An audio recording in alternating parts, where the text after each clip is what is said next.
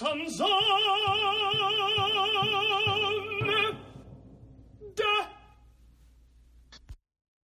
Well, hello, and welcome to a very special episode of Phantom Zone.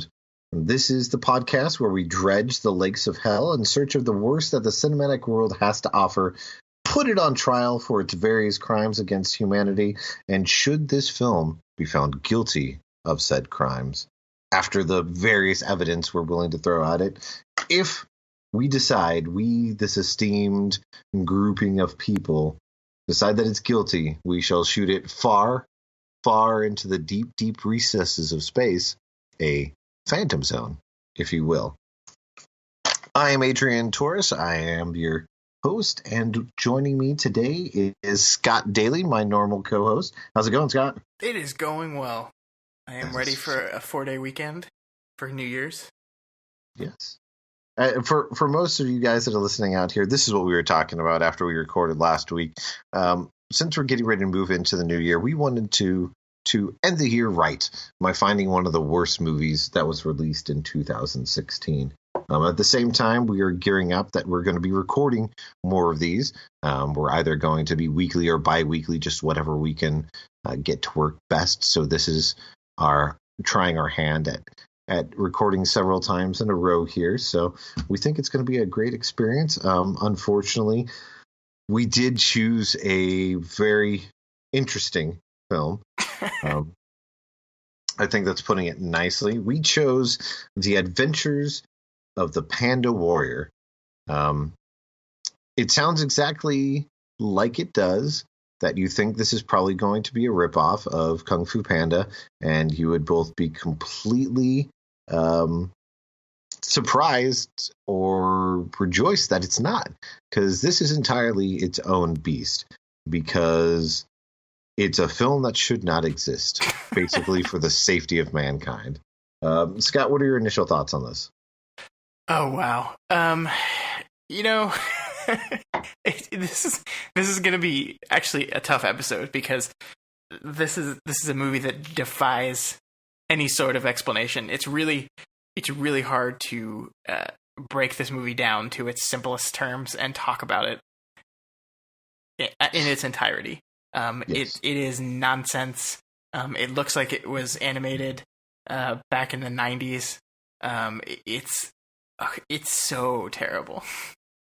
For any of you people out there that grew up in the 90s watching lots of various different cartoons, the best way to describe the art style is Reboot. The Saturday morning cartoon show that they had. Yeah. It looks like Reboot if there was never any technological advancements when it comes to CGI for cartoons. Toy Story. The original Toy Story little pre-visuals that they made where things weren't finished looks better than this movie. And I think it's very easy to make fun of the animation in this movie, and we will. But if there was any semblance of like a good story underneath this bad animation, I think it would be a lot harder to criticize this movie. But not only is it cheaply made visually, it's clearly cheaply made from a storytelling perspective as well, because this movie is nonsense. This movie is hot garbage. That's all you can say. I would be willing to concede and agree with you that if there was a better script to it, that maybe could overlook it, but I doubt it, because these two things go hand in hand. We are going to put the trailer up when we post this story, because it's the best visual representation, so that you don't think that we're crazy. Hell, I say maybe rent it if you're daring enough, but this movie only has one critic review on Rotten Tomatoes, and it's from Common Sense Media, and it's maybe 150 words that are in there. The reason I point this out is because of the fact that you can go on to any bad movie that's on Rotten Tomatoes. You will constantly find at least 10 to 13 reviews on any Steven Seagal movie that comes out.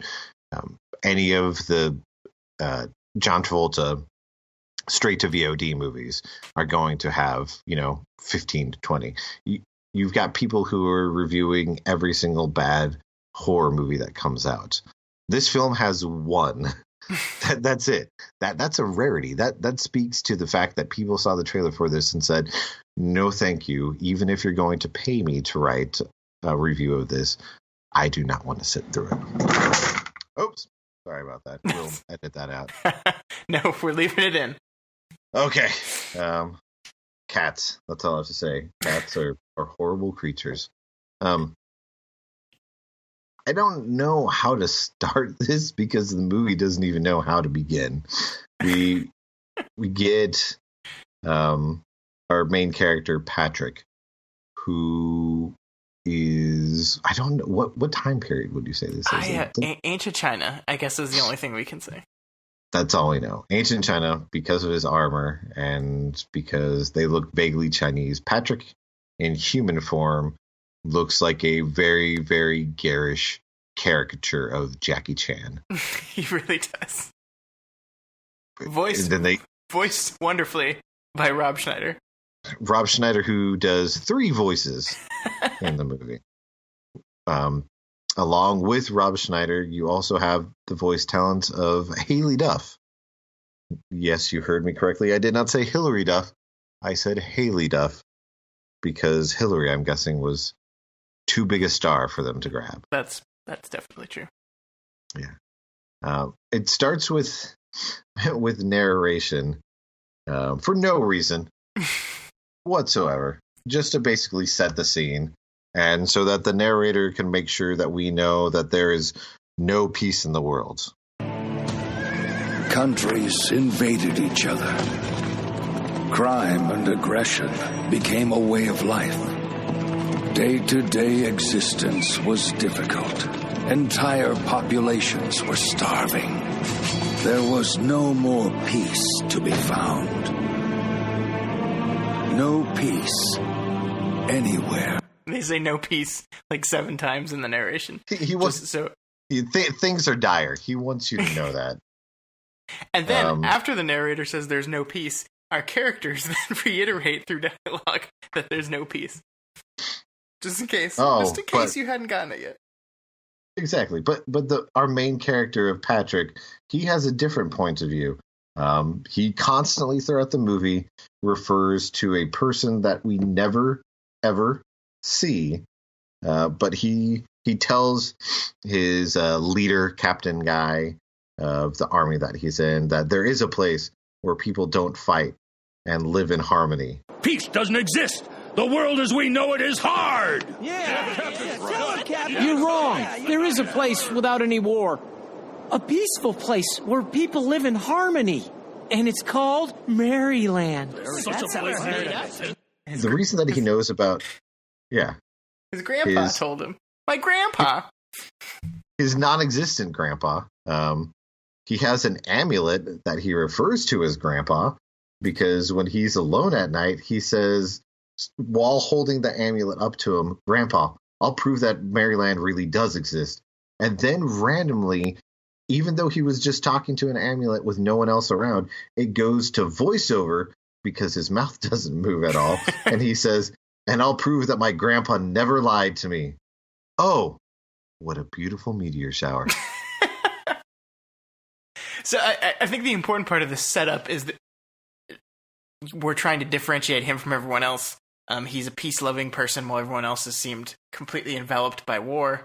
So you would think that this peace-loving nature of his would come back to find some sort of relevance in the film that you're about to see. No. But it doesn't. Patrick, while he's enjoying looking at the meteor shower, ends up realizing that the unseen enemy is getting ready to attack. We never see the enemy. All we see is one single bull that is rushing towards the castle, basically. And Patrick runs down, puts his hand on his leader's shoulder and says, "The enemy, they're coming." In which we directly have a jump cut to now Patrick is running through a forest being chased by the bull and then inexplicably runs off a cliff, and then it smash cuts to the opening credits. So I think this is the editing in this film is atrocious. I mean, not only is the animation bad, not only is the story bad, but the editing is nonsensical. It does these really weird cuts. Like there's very few establishing shots because I guess they can't put more than 3 characters in one frame because it's too much for whatever animator was working on this. So like you have a really tough time telling who's actually in any particular scene. But yeah, this opening is nonsense, and it doesn't matter. It's immaterial to the plot. Basically, every scene is immaterial to the rest of the plot because the plot just kind of builds however they want. I wrote a note that I think describes it the best. I said, it's as if this script was written in Mandarin, put through a Google Translator to English, then sent back through for Cantonese, then back to English again, and then someone decided to take out every third page of the script. I wrote a very similar note that says, I can't take this shit. So basically. I mean, that's we go straight from the credits to find Patrick falling. It's from his POV for no reason whatsoever. He's falling, and there is a pig directly in front of him. He is very confused because apparently the amulet is a trans-dimensional portal that can also turn him into a panda. While he's talking to the pig, he doesn't know exactly what's going on, and she's commenting, the pig, who's a girl, is commenting on him looking like a panda. Patrick, because he's an idiot, doesn't make the connection, and so the pig holds up a mirror. Oh, wow, it's a panda. What's a panda bear doing in that thing? It's called a mirror. A mirror? Mirrors are made of glass. Well, this one's special. Oh. Oh, no. You sure it's a mirror? Yep. No, that can't be me. Mm-hmm. This makes no sense. I'm not a panda, and there's no such thing as pigs who can talk. Impossible. What? I feel like they talk about this fucking mirror for 30 seconds, and the conclusion is, yes, that's a mirror, and you're a panda. Yes. Yeah, that's it. He finds out that he's a panda, and then he crash lands in a colorful world that looks like some horrible public domain version of The Wizard of Oz. Yeah, I mean, and it's like, it's all, like, you can tell that the world only extends about 12 square feet in any direction. You can tell there's like, and then there's just a blank backdrop in the background. God, if we haven't mentioned, the animation is terrible. I mean, think of like a Nintendo 64 game, and that's what about you're dealing with. Like it can't handle a lot of draw distances. It can't handle too many polygons on the screen. No. Actually, the movie kind of has frame rate drops in it. I don't know if you noticed. I don't know if they're trying to do slow motion effects, but it just looks like it's dropping frames.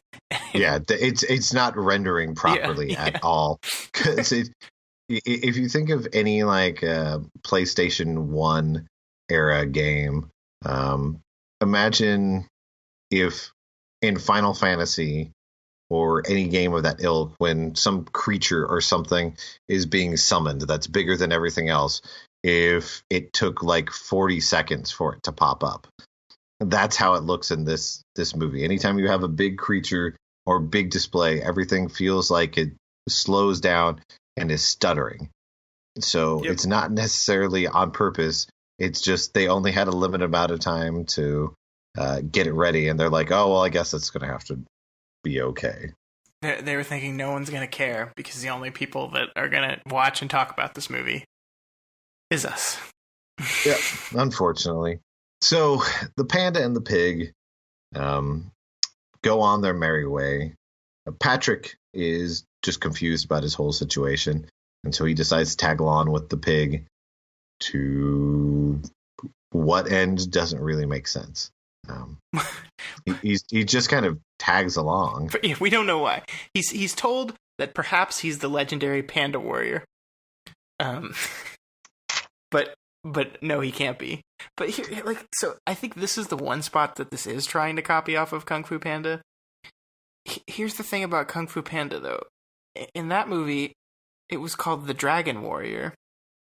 And the fact that it was a panda was supposed to be like, oh, look, here's a hero coming from a place that you wouldn't expect it. If you have a world in which there's only one panda, and there's a mythological panda warrior, obviously it's that guy. Well, I mean, you'd hope to, and you'd think that maybe, you know, it would be about him finding the strength inside himself to live up to such a mantle. But even at minute 58, you have somebody saying, "Oh, thank goodness, you must be the mythical panda warrior." And Patrick's like, sure, I don't know. I run around a lot and I whine. I don't really do anything at all. Yeah, because that's, I mean, like, literally for the rest of the movie, until he meets Leo the lion or whatever, it's just them randomly wandering around, and there's no clear direction. No. We learned that there's an evil thing here, and it's taken over and hypnotized everyone, and the pig farts, and that's how it flies. Yep. And then we meet a bunch of other random characters, but we're not, like, nothing happens. And no. And the things that do happen aren't of any consequence because the editing moves away from it. They get to the edge of the forest, and the pig even says, mentions, you know, you can't go in there because if you go in there, that's where evil is. And if you aren't careful, the big monster who lives there will get you. And then they're just casually walking through that part of the forest. So it's of no consequence. They end up finding what I guess is supposed to be the monster, which is a giant spider. And the spider shoots webs at them. But they're okay. Because she farts on the spider, and then they get out of the webs? Yeah, they don't really show how they get out of the webs because they're then making a fire like 2 seconds later, as if it's no big thing. And then the mantis shows up for whatever reason, because I guess that hews them close to Kung Fu Panda. Yeah. I don't like the mantis. He's just annoying. But here, there's plenty of annoying things in the movie, but you know, he's bad. This mantis scene is so weird because the mantis comes, he fights the panda, who is told by the pig that mantis just said something mean about your grandpa, which encourages him to go fight, because that's a thing apparently, and that's a thing they carry on several times throughout the movie. Hey, but Scott, that's because no one insults grandpa, but grandma. So the mantis and the panda fight. The panda wins, I guess, and then they cut, and the mantis is just gone. Like, yes. I wrote down, I have no idea what the point of this mantis scene was at all. No. It's so that they can bide the time until the onion dogs show up. Yeah, and suddenly there's like none of the creatures in this movie make any sense. Yes. Oh, the weird thing is, like, you can't tell if it's the script or if the movie's letting the actors ad-lib, because you've got the onion dogs and you've got the tree stump that's got purple fire inside it because it's evil. And they're beating the onion dogs, and Patrick says, "Enough! I can't stand by while they abuse those onion things." And then the pig's like, "No, you can't do it." And he says, "Weird onion creatures or not, it's inhuman." And then the pig says, "What do you mean human? Are there humans in this place? Like, this isn't. Oh my god!" But this is where Patrick is suddenly like, who in the previous opening scene was a coward who didn't want to fight and was peace loving, is suddenly like gung ho. I'm gonna fight. I have to help. Like, it doesn't make any sense. Because nothing makes sense. I mean, we've got they're getting, you know, in the fight and everything, and the fight finishes with Patrick going, "I'm sorry, I lost it when there was talking smack about Grandpa."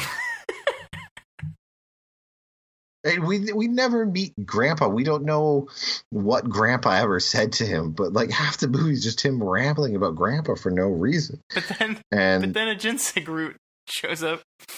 Allow me to help you. Wow. Are you the legendary Maestro Ginseng, the master of sonic arts? Yes, and I have come here to help you. But you can just call me Jimmy. Oh, just Jimmy, huh? Sure. I thought you always worked on your own. So why would you want to help us? Because from the moment I saw you, I knew you were different. I think you can save Maryland. That's why I've decided to help you.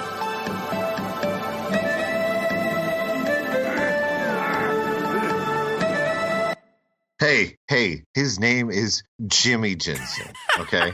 Let's give this fucking weird, creepy creation, I guess it's due. Who consequently also voiced by Rob Schneider. So there's scenes where Rob Schneider's just talking to himself. And he's not. And then plays his magical peace song. Which makes he's able to quell the demons out of, is that? Yeah, the tree whose name is Bernie Hothead. It's the name of the tree. So he's good now. And then because he got it out. Yeah, and then Jimmy Ginseng says, "Oh, doing that tires me out, so I have to leave now." And then he just disappears. Jimmy, you freed the crazy tree from the evil master's control. Could you free the entire Phantom Army too? I always need time to rest after I perform the Song of Peace. I need time to recover. I can't free them all. Well, that's weird, but I understand. You've helped us out a lot already. And so we're done. We're peppering in quotes throughout here in clips because it's insane. Like, it's insane the things that actually happen in this movie. It's one thing that they're animated so poorly, but then the script itself, you can't tell what's actually written and what's just somebody reacting to what they're seeing on the screen. We then end up getting just an overload of characters, like 6 different characters all of a sudden randomly flood the screen. Because they're part of a group, as we find out, which is the Wonder Seven. And you've got a bird, a bunny, a goat, I guess, but the goat kind of looks humanoid, which I did. It's Go-Go Goat. Go-Go Goat. That's Haley Duff. Superstar Haley Duff. Throw its horns really far. There is an insane mad scientist that's a monkey that wears glasses that have swirly eyes on it. There's a dog with nunchucks. That's literally his defining trait is that he is a dog with nunchucks. But his name is Bruce Barkley, which consequently was the only time I laughed in this entire thing when the dog introduced himself as Bruce Barkley. I said, damn it, movie, that was funny. What's his title? I have no idea. Canine Crusader. Is it really? It is. I missed that because I was too busy laughing at Bruce Barkley. He introduced himself. He just goes, Bruce Barkley, Canine Crusader. I don't. And we also are introduced to what may be one of the most frightening characters in all of cinematic history. Which is, I don't remember his name because I don't really care. His name was Shadowfeet. Shadowfeet. That's right. Shadowfeet, who is a river horse. I am a river horse. You are a hippo. He just said that he's a river horse. That's right. I am a river horse, just like she said. Look, you say you're a river horse, and I want to believe you, but my eyes say... I think he's made it quite clear that he's a river horse. Yes, I have. Despite what you think you see, I'm a river horse. Then I'm a bumblebee. You're a hippo. I am not a hippo. I'm Shadowfeet, the river horse, I tell ya. And they continue this for about another minute straight. Yeah. And this is an hour and 10-minute movie, I think. So a minute is a pretty large chunk of this thing. And this creation looks like somebody dropped some weird acid and was describing a hippo that had fucked a demon. And what it shat out was this creation. Because it doesn't make sense. Because it's got a belly button and a nipple, but they're animated the same way. They look like eyes or something. And then they look like flaps. And then it's like nose holes are really big, and its eye holes are really tiny. It's the weirdest fucking thing I've ever seen. It doesn't make any sense. But that's just how the movie is. But these 4 people or 7 people, the Wonder 7, are part of the rebellion of the 7 Wonders. Well, here's the weirdest part about these guys. So at this point, they're fighting the ox that we saw at the beginning of the movie. He just randomly shows up, and everyone's losing until they show up, and they do their Wonder 7 move, which really just has the ox stand still while they just throw their crappily animated bodies into him a bunch of times, and then we're told that doesn't work. So then they finally defeat the ox by the panda doing like a bull rush thing with him, and then it cuts to a cave scene where then we get the introduction to all the 7. So they're out in a field, they cut to a cave scene, get the introduction, and then as soon as that's over, they cut back out to a different field. Yeah, just so that we can meet good old Norm Macdonald voicing Leo the lion. Norm Macdonald, what? Why? Does he have money trouble? Like, he can't have made a lot of money off of this. I don't know. It might be in his fake memoir book he put out recently. But Leo the lion is strange because while there's a whole bunch of animals in the movie, they're taking on human characteristics. They're walking on, their hind legs if they're supposed to be 4-legged. Mm-hmm. Leo doesn't. No. Leo walks like an actual lion does. He's not like dressed up all regal or anything like that. He's just a lion who's walking around talking. It's a bold choice, Adrian. It's a bold artistic choice. I guess, especially because he knows plenty about the Panda Warrior or the previous Panda Warrior, while also telling us absolutely nothing. Well, this is the point. I mean, he's basically an exposition dump. So, and this is the point of the film where we finally understand what the hell is going on. And I mean that in the loosest way possible, because we learn that there were 2 whales protecting a Dragon Ball. Dragon Ball Stone. Sorry, a Dragon Ball Stone. Because they don't want to get sued, okay? They don't want to get sued, so it's a Dragon Ball Stone. So there's these whales, and then they were protecting the Dragon Ball, and then a bad thing came, and one of the whales turned evil, but then the Panda Warrior came and killed the whale, and it made it not evil, but then a rat came and combined with the whale to turn into a snake, and then the Panda Warrior left. I don't, none of this makes any sense. Oh, the Panda Warrior left because he had to go procreate. Obviously. And then that's the only explanation that the movie gives us. But how he got back to the human world, we don't know, because the human world's not even broached. It's not one of those things that they're aware of. I don't know. Who knows? It's enough that you have 2 whales that make up yin and yang, and yeah, and they're called Hope. They're called Hope and Faith. Yes, are the 2 whales. So I can't, it's so hard to talk about this.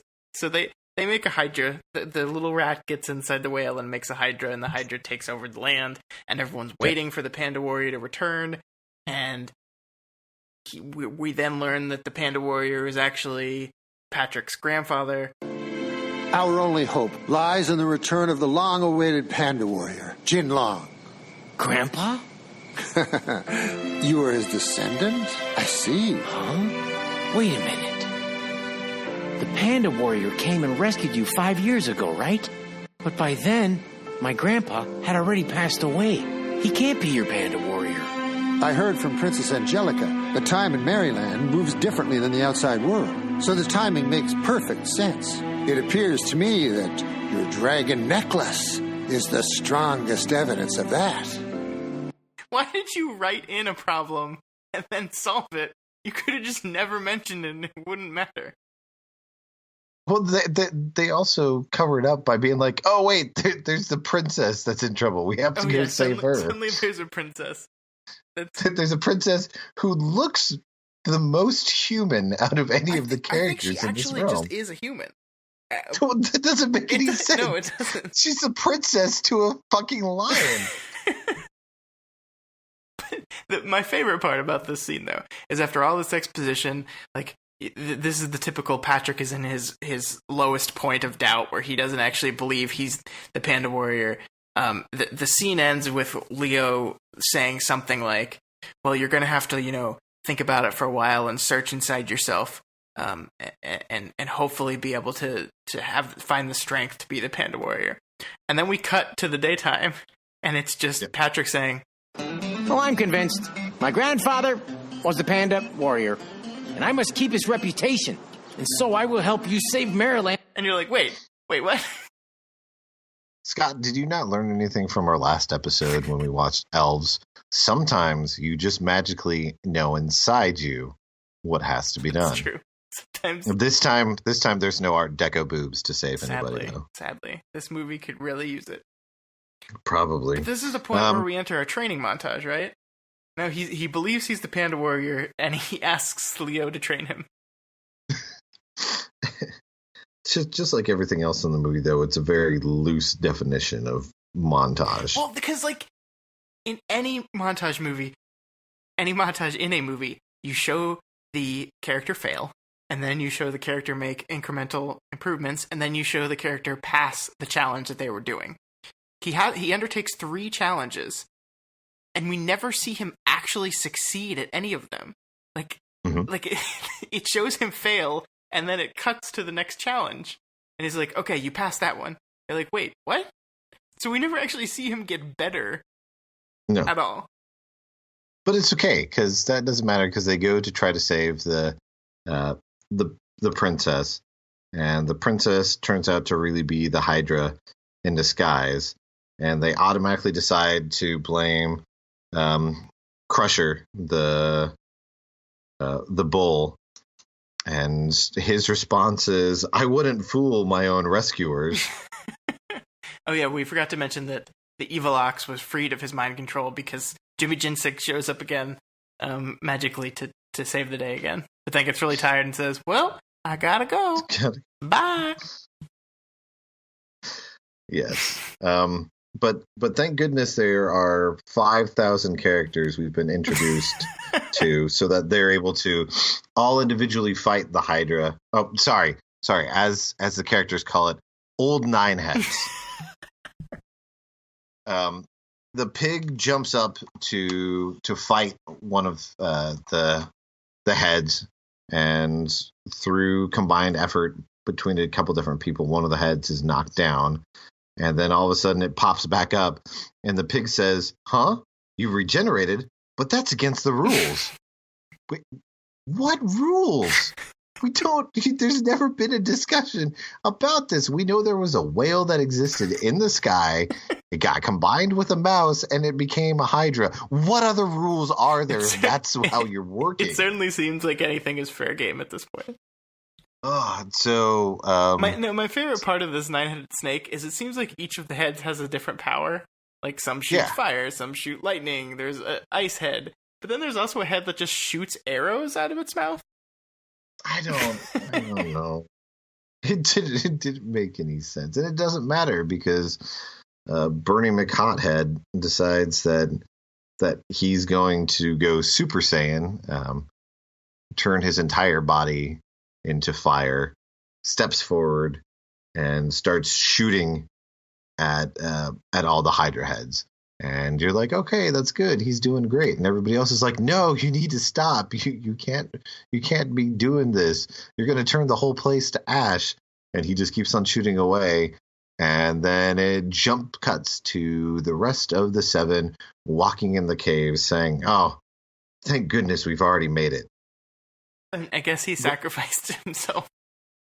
Yeah, well, we don't even know until there's a part where, like, 3 minutes later, somebody says, I wouldn't have let Bernie Hothead, I wouldn't have left him to finish it off. And you're just like, okay, so does that mean he's dead? Or is he alive? Well, we didn't see anything. Well, because you remember his master gave him that piece of paper and told him, in direst needs, read this piece of paper and it will help you out. Well, all the paper says is, sacrifice yourself, basically. Yeah. That's all. It doesn't provide him with any power. It just says, hey, you sacrifice yourself. So they just walk to the next room just like, oh, well, that sucks. That guy's gone. Yeah. And they walk forward and they're like, oh, hey, look, there's the princess. She's tied up by chain. So we should be able to take care of that. And the bull says, no, this is, he mentions that this water's been contaminated. It's poisonous evil. And then decides that he's going to sacrifice himself for the terrible things that he did earlier. So he decides to trudge through the swamp to grab the princess, comes back on to land and everything. And they're like, oh my God, we've got to get the princess out of here. Crusher's been, he's too far gone. He's gotten too much of the poison. There's nothing we can do. But then he seems fine. Well, no, he even says it. He says, I'll be okay after a while. And they continue to have the conversation. And then the Hydra shows back up because apparently the tree guy sacrificed himself for no reason because he didn't kill the Hydra. And the Hydra's getting ready to kill them. And they're like, oh, no, we got to get out of here. And so the bull decides again it's going to decide to sacrifice itself. And keeps... I can hold back the snake. You two go. No, Crusher! I've got this. Escape while you still can. Hurry before it's too late. I'll stay here, but you have to save Maryland. Crusher! You found your courage, Patrick. Now's the time to use it. Go now. Have faith in yourself. Thank you, Crusher. Come on. And so they end up leaving the cave that's actually a floating fortress. And they end up on the ground. I guess it's the planet or whatever. They made a tunnel that conveniently spit them out through a mouth in the bottom of the floating island. So they're safe, yay. They're fine. And the Hydra decides that it's really pissed off and that it's going to destroy the floating palace. So it does that. It doesn't explain why, but it decides to do that, to which our heroes go, hey, look, there's another cave. Let's hide in there. Patrick decides that it's really about him finding his courage, and so he decides to step out and that he's going to fight the Hydra. The Hydra knocks his sword away after 2 seconds. Doesn't even allow him to take a swing or anything like that. So this is the legendary sword that he earned by completing his training. It's on the front page, the front of the cover for this movie that Patrick is holding. So and it's knocked away in 2 seconds and never seen again. That's it. No, that's it. And so Patrick ends up being chased again. This is the 3rd or 4th time that he's chased by something as opposed to confronting it and trying to fight it. The rest of the 7 are around the princess, and they see that Patrick's running off, and the pig decides, oh, I'm going to go and I'm going to help him because that's the right thing to do. To which one of the other 7 says, no, you don't get to be the only hero. I'm going along as well.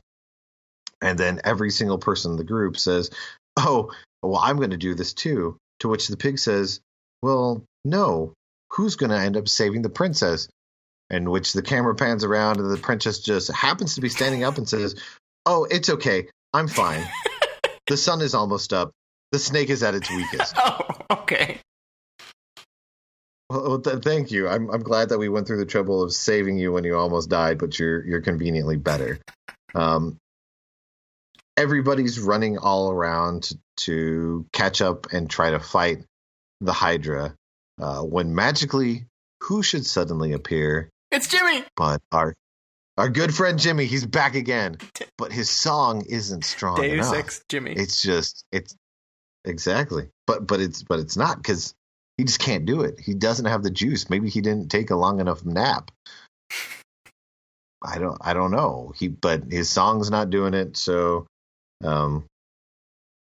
Patrick's amulet glows, and he just says that he has to have faith, and magically, wouldn't you know it, but that's enough to bring about Faith, one of the two sky whales, to show up, and decides to magically put super miracle grow all across the entire planet, because all the plants suddenly grow back, which causes the Hydra to say, "No, my plans, this ruins everything." So normally, like, so many movies use that, like, dead stuff returning back to, like, life motif, right? But they usually use it after the victory has been won. It's like, we defeated the bad guy, and now look, everything's coming back to life. I mean, Lion King did it, like... But this movie decides mid-fight, we're gonna pan all across the land and watch everything come back to life. Which, there was only one small section of this movie in which things looked dead and lifeless. Every other spot in this film so far has looked very vibrantly colorful. Like, all the plants are friendly and they talk, and, like, I don't know what is happening. Like, was this supposed to be, like, her plan was starting to work, so everything was dying? I have no idea. It's essentially like they're in the really nice, lush part of Africa, but no one goes outside those borders to know that everything else, that there's tons of desert everywhere else. So. The movie then decides to make a bold gambit and have Patrick be a leader and assign all of the different Seven Wonder characters to attack a different head. But we get this cut in a little montage that's done as if it's straight from, like, a Street Fighter video game. Candace, fight the ice head. Bobby Bunny, fight the fire head. Speed, fight the electric head. Peggy, fight the poison head. Bruce, fight the spear head. Billy, fight the bewitching head. I'll take the main head. So we've got power bars, and we've got a combo counter that's going while a picture of one of the characters is right next to their corresponding snake head that they're supposed to attack. This is nonsense. I have no idea why they did it, but it's kind of my favorite part of the movie, because it's just it's just so, like, it's so ridiculous. It doesn't make any sense. And, like, it turns out that they don't even actually fight the heads individually. Like, they just end up, like, running all around the place and then tie the heads into knots. Exactly. And then that's it.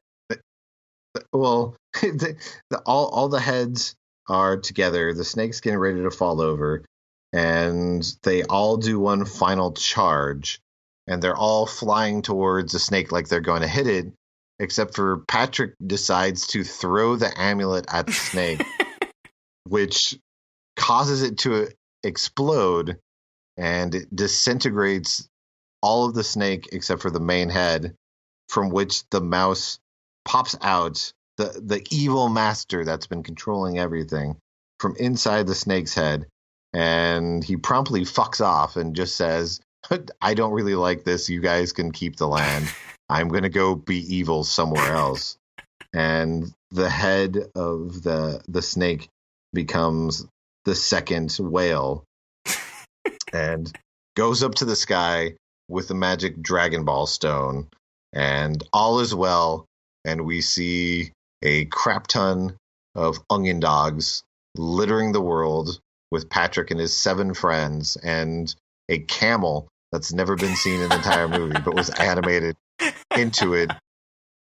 And they're dancing, and then it literally pauses on freeze frame. This movie's called The Adventures of the Panda Warrior. The Panda Warrior does fuck all. He does nothing. He's not important to the story at all. Like, they just needed the amulet to throw at the snake. That's literally it. This should be The Adventures of Jimmy Ginseng, because he's the only one that actually fucking does anything. But he's not very helpful because he's got like a recharge rate of what seems like 72 hours. They need to lower his recast time and make him actually useful. My alarm's going off. It's been 2 days since I helped these people. Well, let me get my little better magically appear mini guitar because I'm a ginseng root that can play a guitar. Oh my! Like we're not even touching on so many of the random conversations that happen in this. Like because none of it matters. Like none of it has a flow or reason to it, and they're not even like non sequiturs or anything like that. Just like conversations happen and they end, and the next thing is moved on to. I mean, when Patrick first shows up and meets the King Leo, there's a whole bunch of old animals that I guess are supposedly the original Seven Wonders who fought with his grandfather, except for, like we know, it was 5 years ago. The time moves differently. He's a legend even though it was 5 years ago. Exactly. And people are coming up to him, and there's a small armadillo who goes, he's big, fat, black, and white, just like the prophecy said. Yeah, because he's a panda. When you name it a prophecy about a panda warrior, and a panda shows up. Yes. But just none of the dialogue needs to be that way. The ox earlier in the movie, when he's getting ready to fight one of the characters, says, "You've overcome the spell. That means you must be with the rebellion." At that point, we don't know that there even is a rebellion. And what? Just if you're not susceptible to magic, basically, you're part of the rebellion? Well, remember the part when the Seven were supposedly hypnotized and captured Patrick? And then suddenly that was fake and they were just pretending to be hypnotized?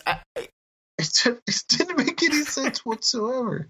There's so much mind control in this movie, but none of the people seem like they're actually being mind controlled. Like, you play the special peaceful song and then they're fine, but we never see how the master is able to cast this over, or why his army just consists of 8 different types of cats and ninja gear. Like, they mention that one of the heads is the mind control head when they're reading off the different heads that everyone should go attack. They say, blah, blah, blah, get mind control head. Yeah, we don't. Yeah. It's like, oh my God, this movie,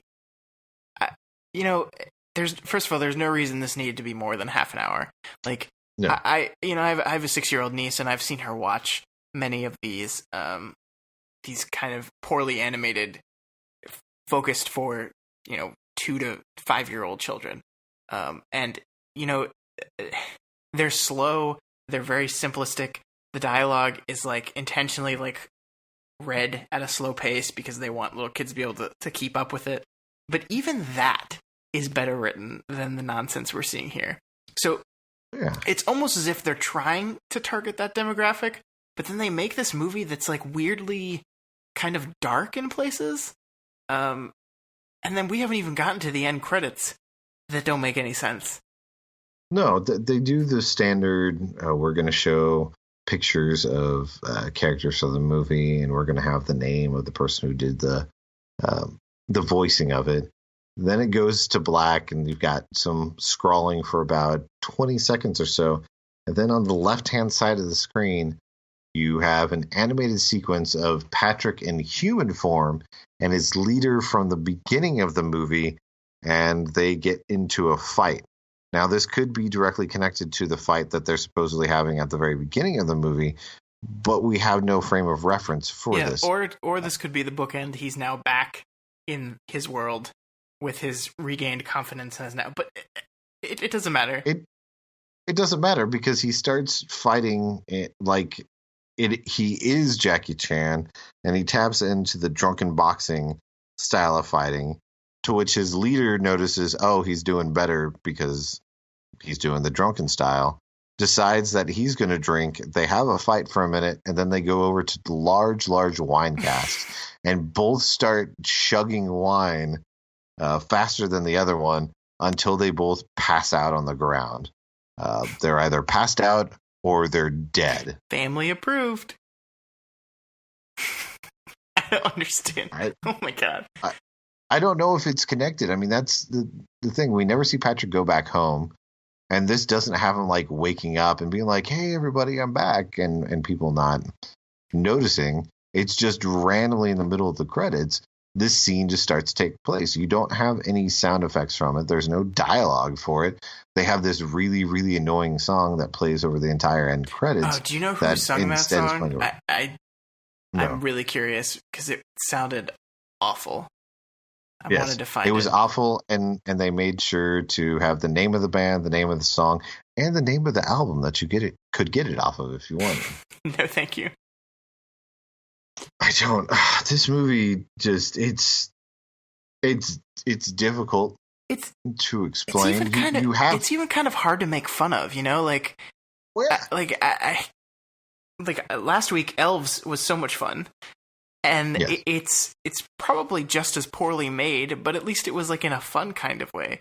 This is just like, this is nonsense. And it's like, I understand you have low budget and like this was clearly created because they wanted to leech off of the Kung Fu Panda popularity. We didn't even mention that this movie was actually made in 2012, but not released until August of 2016. It's so uninspired. It's so terrible. Like, you can tell simplistic stories to children, and at least make them good. But there's nothing good in here. Yeah, and you can't really find anything about it. Like the movie seems like it just kind of appeared. Like somebody had some type of nightmare, and the movie just rose up out of the ground. Right. Because there's not, I mean, I get they had to have some type of money to be able to get the cast that they do, because it's not like, oh, we just chose general voice actors or anything. But it doesn't make any sense. This is the only movie that the director's made. He's normally worked on like visual effects for a whole bunch of kung fu movies over the years, but it just doesn't make any sense where this comes from. You know, how this exists. There's no story behind it. You can't go on to like Wikipedia and be able to find out the long history or why it was shelved for how many years. Yeah, that's the frustrating part, is that it's just I tried to do some research and I couldn't find it. Like I don't know where this movie came from. I don't know why. Like there's nothing on this film. It's like someone sold their soul to the devil for a movie, and this is the movie that the devil gave them. Apparently, whoever made this deal, or maybe the devil too, had taken a whole bunch of like Tylenol PM or something, because they didn't really hash out the logistics of the deal at all, because no one comes out a winner. Well, that's what the devil does to you, right? He gives you what he thinks you want, and then totally fucks you over and makes you the Adventure of Panda Warrior.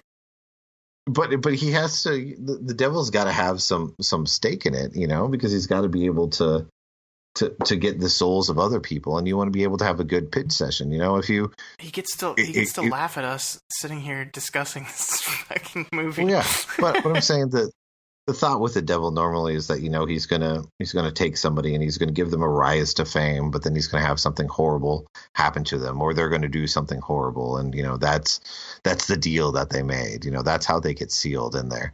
Whatever deal he made with the person who made this, it feels almost like it's punishing the devil. It's like, yeah, go tell somebody, hey, you know what?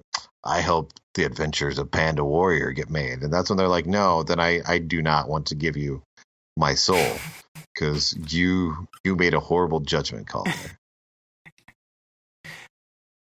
So that's the Adventure of Panda Warrior.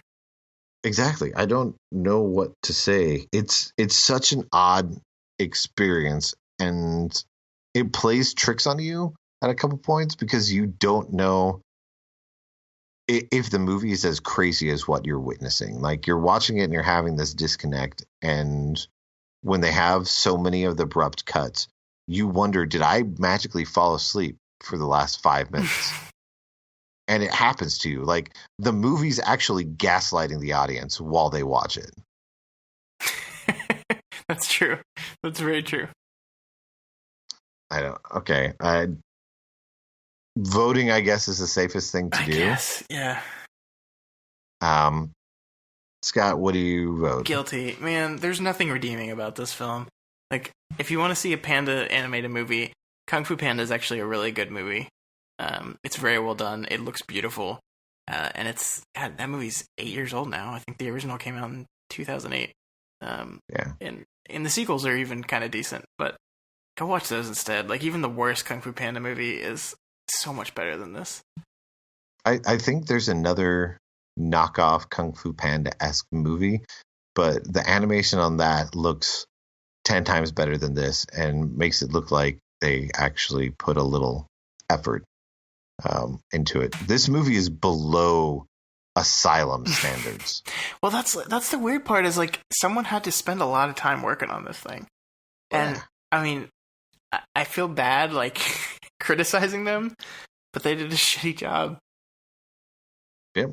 If your movie gets put on the shelf and is this quality for 4 years, then yeah, that's what happens. I can't have a ton of sympathy. I mean, I feel sorry that this happened to them because this is what they tried to make and wanted to be put out on the screen. But no one should be forced to watch this. People shouldn't have access to watch this. So I am going to vote guilty as well.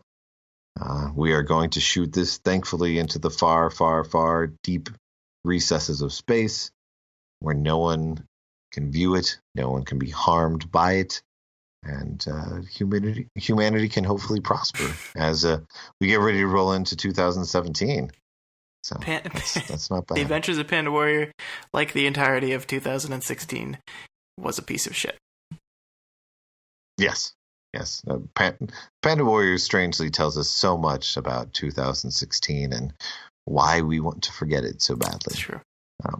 We cannot shoot the year into the Phantom Zone, so Panda Warrior is kind of our little spot, I guess. To quickly wrap things up, I just want to ask Scott, are there a couple movies that you can think of off the top of your head that you would also categorize as the worst movies that you saw that were released in this year? Oh boy. Let's see. I would put Suicide Squad on that list. I would put Warcraft on that list. That was pretty terrible. How about you? I've got a couple. I'm actually pulling it up right now. I will re-up my tweet that I put out a couple days ago on Twitter because I knew that we were going to be recording and everything, and I put a little carousel of some of the worst movies that I paid to see, either through VOD or in theaters, and one that I didn't pay for because it was on Netflix. And I'll actually go around quickly and list them off. So if people want to seek out bad movies, you can do so. Why would you want to do that? To see the frame of mind that you get in and to show them. Well, because I've been looking at lots of top 10 lists for the last couple days. And then there's also, of course, top list for the worst movies. And the surprising thing is lots of people have decided to go the mostly contrarian route this year, and that the top 10 that they put out end up being only big budget tentpole movies. And if you're only putting big budget tentpole movies as the worst movies that you saw this year, then you're kind of not really doing your job. You're trying to hit just the popular vote, and you're hoping that people see your stuff and that you thrive just on popularity. Because there are a ton of movies that are coming out. And if those are the only movies that you can pick as being bad, you're not seeing enough movies. You're not exposing yourself. Thankfully, the majority of bad movie lists that are out there have covered a couple of the ones that I've mentioned on here that give you a nice mix. The movie that we just launched into space, The Adventures of Panda Warriors, on there. The Fifth Wave, which was the young adults adaptation film. Inferno with Tom Hanks. It's horrible. Yes, if you like Dan Brown, you might like it, but it's worse than the other two. Criminal, which had Kevin Costner as a man who is not just a killer, but is somebody who is developmentally disabled that the film has you laugh with while he's doing terrible things, but is actually a person who's very sick and need lots of help. X-Men Apocalypse. Oh, yeah. I forgot that one. That's all we'll say about that. The Angry Birds movie is... I watched that on Netflix the other day. Oh, my God. It's terrible. It's really bad. It's completely different than The Adventures of Panda Warrior because it has a story, it has talent behind it, and it's still really wrong-headed and bad. Yes. Plenty of people have written about this movie, so we won't really talk about it, but Batman vs. Superman, it's on the list. It should be. 31, which is Rob Zombie's most recent horror film that he put out, is terrible. That does not surprise me at all. Yeah, it's along the lines of most of his other movies. How did we let Rob Zombie make horror movies? How did this happen? It's the whole stigma of if you are popular in one vein and have enough of a gigantic following, they will follow you to the next project you want to do. In a way, you can kind of think of it as the Kevin Smith syndrome. Kevin Smith is that a good transition? Yeah, Kevin Smith had like 1 to 2 big movies early on, and the people just kind of stayed there. Rob Zombie had his huge following for his music, and because his music videos incorporated horror elements of stuff that he liked, when people heard that he was going to be making full-length movies, they decided to jump on board because they were already fans of his, and in that mind they just kind of stayed along for the ride. Unfortunately, that means the rest of us have to suffer through these films when we see them. Rob Zombie's Halloween is a trash piece of crap movie. It's awful. I hate it. Those are completely different discussions. Right next to it is the most unnecessary remake of all time, which is the 2016 version of Cabin Fever, which is working off the same original script of the first movie, is copying certain shots like bit for bit from the original movie. Of course. But it's terrible and dull the whole way through. Next, we've got Cell with John Cusack and Samuel L. Jackson. That one, I'll say give it a rent because it kind of falls into the so bad it's good because it's nonsensical. It's stupid. John Cusack spends more time of the movie worrying about if he's wearing his wool cap in this scene than anything else. It's terrible. A favorite from Phantom Zone, I Am Wrath is on there. As much as I love that movie, it's a terrible film. There's nothing really redeeming about it unless you happen to love Christopher Maloney, which, as we know, is fantastic in the movie. Of course. Also jumping in that big name one, and probably will go down as the worst movie of 2016 just because it's the one consensus, except for only there was one person I saw didn't have it on their list. But if you look at basically any worst of this year, you will find the Kevin Spacey Talking Cat movie, 9 Lives. Fortunately, I did not see that one. I paid for it. And I paid for it with my soul. Paid for it twice. It's terrible. And it has an omission from the audience that takes place in like the 11th hour of the story that's basically Panda Warrior level bad, because there is somebody who is jumping trying to save someone else, because it looks like the person's committing suicide, and you see the back of the character, and you just see the back of their suit. And so it looks like they're committing suicide until they pull a drawstring and a parachute pops out. And it shows that they're wearing a backpack that has a parachute. Of course. That did not exist on their back 30 seconds earlier. Of course. And the one that I did not pay for is Adam Sandler's The Do-Over. Oh, yay. I forgot about that movie. I saw that one, too. Yeah. Well, how can you forget a movie that decides in the middle of the film to tell you, oh, yeah, we're not about a buddy comedy with somebody who's crazy, but we're actually following the story of a man who's dying of cancer and is really upset because the people who found a cure for cancer and going to help him have been killed. What a crazy movie. Adam Sandler. He's already in the Phantom Zone, so. Yes, exactly. But yeah, that's 2016 basically in a nutshell. There's lots of great movies that came out this last year. You can look anywhere on the internet right now for films that you may have missed. Lots of movies that came out that were great this year are probably hitting VOD or Redbox around this time. In the next month, we're going to be getting the Golden Globes and the Oscars, so you're going to have tons of movies that are flying this way and that, some that are coming back to the theaters. But there's lots of great smaller movies out there to give a shot to. So since there's still a couple days left for holiday break for most people, go outside, go see a good movie. Have a nice time, you know? Scott, where can we find you on the internet? I am on Twitter, at ScottDaily85. That's DALY. You can also see my writing and our other podcasts, the Kryptonian Collection and the Daily Planet podcast, at dailyplanetfilms.com. Awesome. And I can be found at Yo Adrian Torres and on Twitter.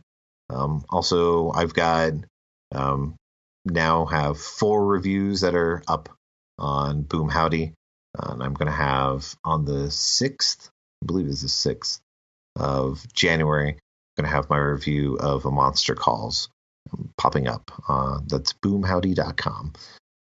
Well, I just want to tell everybody to have a Happy New Year. And have a Happy New Year to you, Scott. You too, sir. And we will see you in the new year for a new episode of Phantom Zone, right?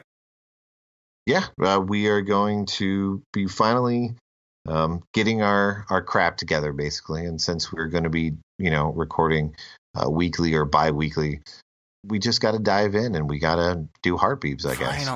Finally. Heartbeeps. Yes. I'm excited. We'll do it. All right. That'll be January. Bye.